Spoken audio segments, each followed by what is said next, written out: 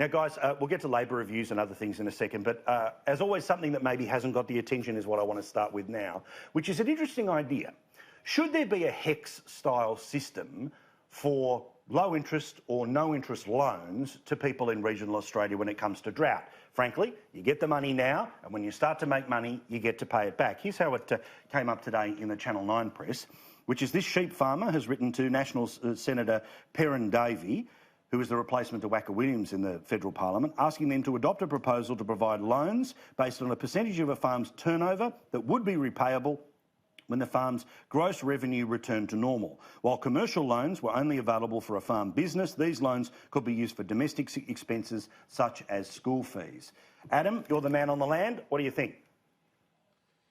Well, on the surface, it looks like a great idea on the very peripheral, but when you dig down, I don't think it's got much merit. I mean, for a start, you'd have to have a raft of bureaucrats sitting in Canberra assessing every individual household's ability to be able to repay a debt so that they would know what sort of farm HECS level they could lend somebody. And I also think that it's government intervening in the market. Banks are there to provide finance. I know there's a challenge with banks in terms of drought and farming, and people are quick to criticise them, but banks are there to provide finance, and the private sector's there to do it. I mean, this is one of many ideas that sound good, but in theory I don't think would work on the ground.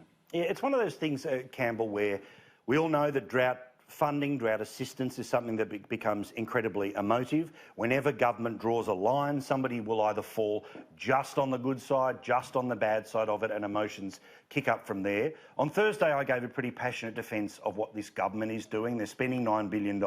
Emotional investment of the Prime Minister couldn't be greater. Doesn't mean it's perfect, no, but I love that the press gallery was more interested at the end of last week about where the announcement was being made and whether it overlapped with a press conference of the Nationals, rather than the Prime Minister acknowledging that you can't have a hard and fast line, you have to update that. That means more people are going to get family assistance. But how do you feel about HECS for farmers?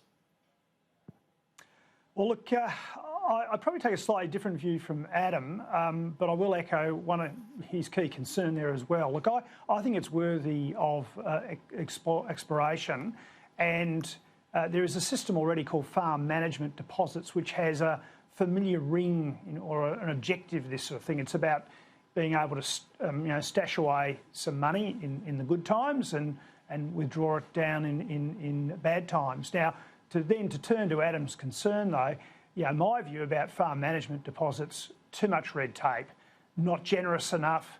And this is often the case, I'm afraid, with well-intentioned political sort of ideas, the policies of politicians. When the bureaucrats get to them, people like the ATO or Treasury, they of course start putting in all these rules and trying to avoid revenue leakage, as they see it, and so the intent gets watered down.